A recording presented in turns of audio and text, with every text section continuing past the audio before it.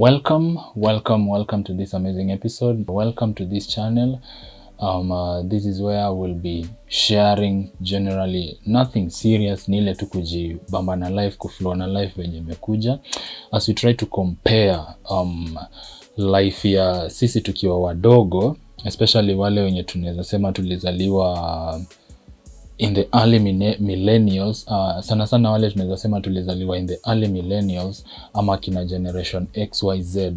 As you can probably tell by now, kuna vitu mob sana zimechange zenye hazikuwa zina happen kitambo, ama society ya sasa hivi unaweza picture there is a lot of change zenye imeoka ukicompare na generation ya kitambo. So that is basically what we are going to be talking about, and it's going to be an amazing content, amazing journey, an amazing ride with you guys. So I hope that you're going to support this by first of all subscribing. Make sure you turn your notification bell on.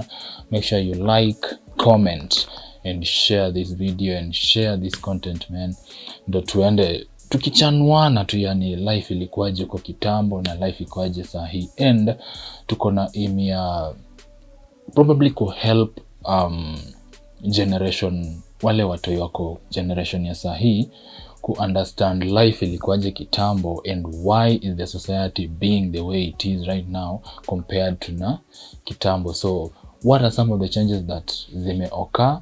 What are some of the positive maybe changes zenye zinaweza kuwa zime happen, na what are some of the things that wanaweza learn from maybe what people used to do in the past, akina generation XYZ na early millennials, as compared to what they are doing right now. Because sahi ukiweza notice society iko a bit relaxed, for lack of a better word, like compared to kitambo, society ilikuwa harsh sana kwa watoto, to make sure that children actually grow up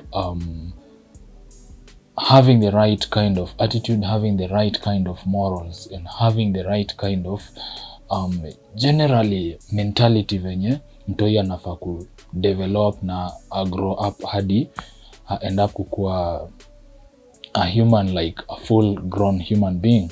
So kuna zile aspects sisi wase wa generation ya kitambo, probably those even prior to us, walikuwa wanapitia, and because of those because of how the society was shaped, that's why unaona hiyo, kuna hiyo comparison, like kuna hiyo line between, unasikia watu wanasema generation ya squeeze sijui watu hiyo wako waje, unasikia the kind of songs that wanaimba, the kind of morals that wako nazo ziko compromised juu ilifika mahali society ikakua neglect the fact that children are actually supposed to be brought up by the society, which is a good and also a bad thing. And a good thing because unaona mtoi amebrotiwa up, tuseme kwa zile generations za kitambo alikuwa anakuwa brought up by the society. So wase walikuwa kwa generation ya kitambo, like morals zao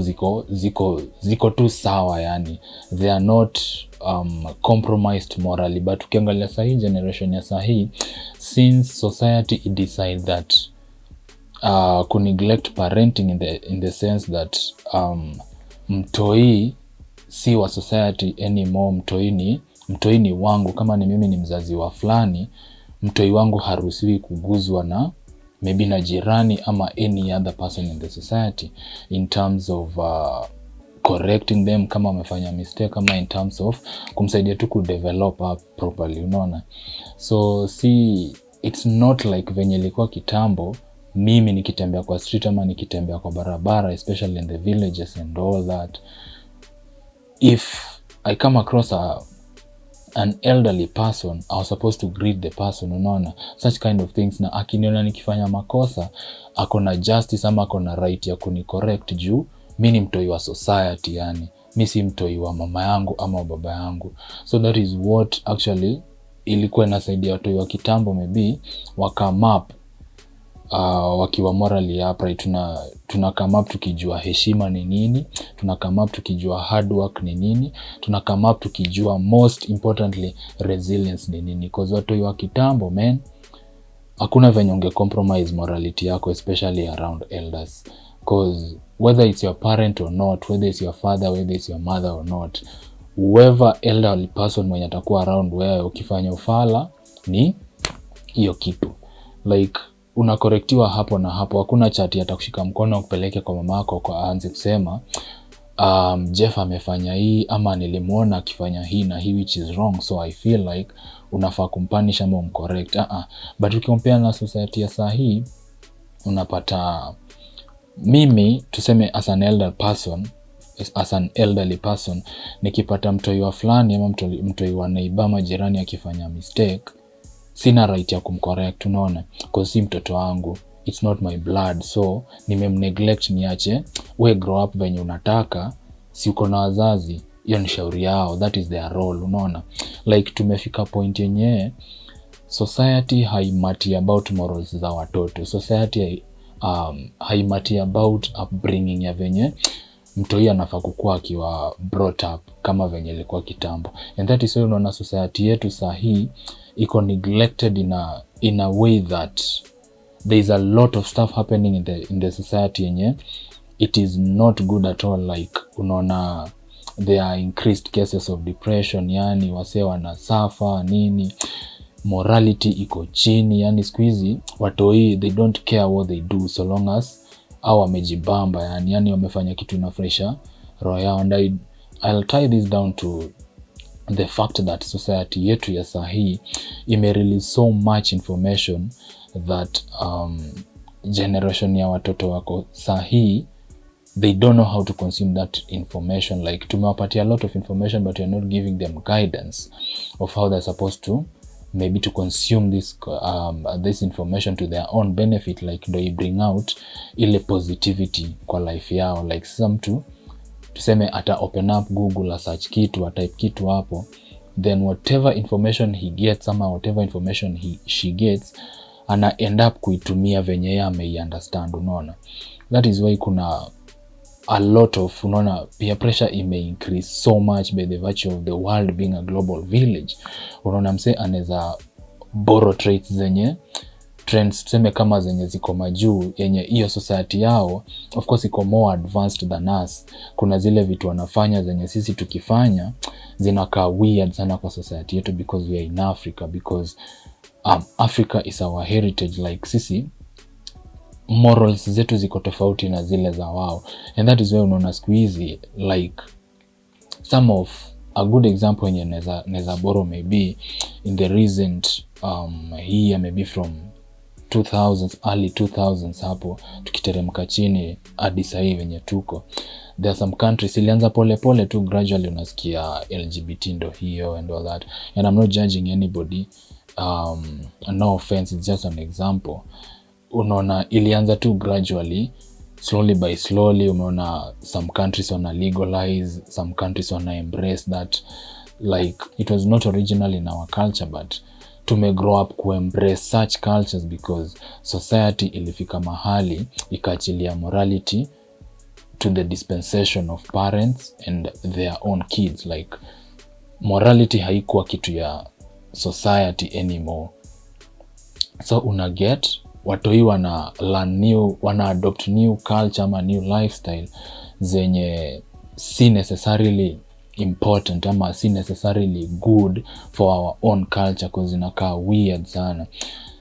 This is brought about by hiyo virtue nimewashow.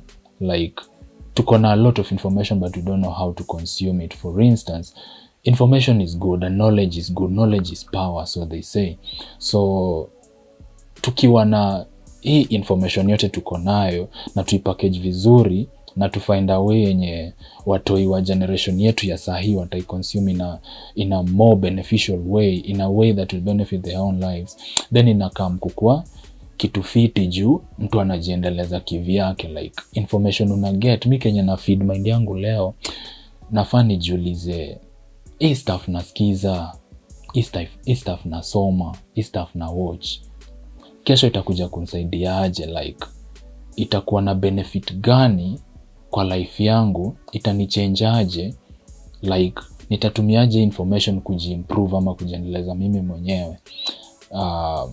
Licha kwamba singekuwa maybe nimekuwa exposed to that kind of information. So information tuna feed our mind ndio itakuja kudetermine behaviors zetu baadaye. So whatever information una feed mind yako, make sure inakuwa it's something positive, it's something that brings value to you. Unaona, sio ile kitu itakuja ikuchange morals zako na ikuchange perception yenye watu wanakuona nayo ama whatever you stand for. For instance, mimi siwezi amka leo niseme I want to be gay, unaona, cause mimi nikikuwa brought up, that is not something that existed, unaona. Like kwa generationally grow up, si kitu ilikuwa, ni kitu ilikuwa inasukumiliwa na huko, wewe unataka kuingia kwa culture kama hiyo, cheki songa hivyo, unaona. We don't allow this in our surroundings. So zile culture tulikuwa tunaboro ni zile culture za kutujenga, yani ni zile culture zina bring more benefit. Like I said, the world is a global village. So whatever wale wasa wanafanya, their culture is more advanced than us. So why not copy the positive stuff and tuache zile zao zenye society yao imeallow? Sisi hatuyuko allowed kufanya vitu kama hizo in our continent, for instance, or in our country, for instance, unaona. So it's good to have that knowledge. It's good to have that exposure, so to say. But at the end of the day, think about what you're feeding your mind. Think about that which you're letting yourself consume in forms of videos and maybe the kind of articles or things that you read. So this is what we are going to be talking about maybe. And on a lighter note, ni ile tu kushare generally life imekuaje, life imedevelop aje from zile generations za kitambo to what we are seeing today. So ni kushare hizo experiences with the aim of maybe kuhelp mse hapo nje just to try and pick the right path for themselves. So tusikuwe na hiyo aspect nawaambia uko na a lot of knowledge but you don't know how to consume it, or you don't know what is right and what is wrong because of what the society has become today. So aim yetu hapa ni to spread positivity first of all, and to make sure as you watch you also learn, as you watch you also get motivated, and as you watch you also get enlightened on what you're supposed to be doing as an individual, especially a young person. Like usikwe ule msetu you feed your mind with everything regardless of what value inaweza kuwa ina impact kwa life yako. So that is generally what we are going to be sharing here, and above all ni ku have fun, just to share zile experiences tumekuwa nazo in life, zile experiences zenye maybe I did something or we used to do something back then na hatuoni ki happen sahi because of one or two reasons, unaona. So tunataka kutekwa say we try and compare life ya kitambo na sahi inakaaje. What is that we used to do in the back, we used to do back then that is not being done today, and how was it beneficial to us? Zile experiences tu, yani unaweza sema man I miss those experiences na sioni ziki happen siku hizi. Like experiences kama kuenda kina Dufu Mpara Ro, yani kucheza bano hapa pale, mademo anacheza kati and all that. Like such kind of activities zilikuwa zina play what role in our lives as young people back then. Na saa hii ni activities gani watu wana jiengage nazo na zinawajenga aje yani. So it's a matter of just try to paint that comparison between life ya saa hii na life ya back then. Like I said earlier, ku help to say a young person out there utabenefit aje, like ku help a young person out there to benefit from what we were taught back then, maybe now what they are being taught and what they are experiencing right now. So at the end of the day ni ku spread positivity, at the end of the day ni ku enlighten mse hapo nje, at the end of the day ni ku motivate mse, like usikuwe tu ule mse umetulia yeah. So that is basically what you're going to be sharing this platform, and I hope you're going to enjoy it. Definitely I'll try my level best so that tusaidia these upcoming generations, to tell enzi zile za huko nyuma, wachana na sasa hivi na mtoi anapigwa na mshipi na aenda ku raise alarm ati anaenda kushtaki mzazi juu anajua right zake. Back then ungegongwa hata ungepigwa uo na mzazi na kuna mahali ungeenda juu it was the responsibility of the society, because you would run to the society kurudishe kwa mistake ulifanya, ikupatie justification why unagongwa venye unagongwa, because what you are doing, first of all, you are not supposed to be doing it, and second of all, it's for your own good that unagongwa venye unagongwa, ndo usikuwe brought up like na hiyo mentality ya whatever you are doing is right. So punishment is one of the things that was taken very, very seriously back then, especially kwa parenting na kwa upbringing, maybe kwa shule and all that. And that is why to experience whatever we're experiencing right now in our society, like cases za tu, yani watoi kukua rowdy zimekuwa too much, and nobody is talking about it, and nobody is doing anything about it. Tukijaribu ku-raise alarm, right now the constitution ati imeprotect watoi ile level yenye msa anaweza sema mimi najua right yangu kama mtoto, so huwezi nifanyia hivi na hivi juu najua right yangu, unaona. Enzi zetu like generations za kitambo hakukuwa na such kind of things, unaona. And that is why wase wa kitambo ukikompare na sahi, they were brought up very well. Like I wish tunaweza rudi kwa that era yenye mtoi alikuwa wa society na sio wa individual venye wako sahi. It won't be fast as such, but at least tutakuwa tumeanzia mahali kwenye tunajua we are going through the right direction. So that is what we are going to be sharing here. Comment hizo experiences zako zenye wewe maybe unaweza kuwa ulipitia. And the next video maybe I'll be talking about my own personal experiences zenye how I've been brought up, whatever I went through, whatever things that I never used to engage in, because unajua ukiwa brought up in a certain setup ama a certain home ama family, kila home iko na values zake. So kuna venye si tulikuwa brought up kwetu yenye maybe si venye nyinyi values zenyu zilikuwa as a family. So those are the things that I'm going to be sharing in my next video. Kuna zile vitu weird tu pale tutajifunza nazo in terms of family values zenye zimeni help mimi pia na zime help kunishape into someone that I am today. So till next time, acha tupatane in the next video. I hope you enjoyed this one. If you did, don't forget to comment, don't forget to share your experiences. Second of all, don't forget to subscribe.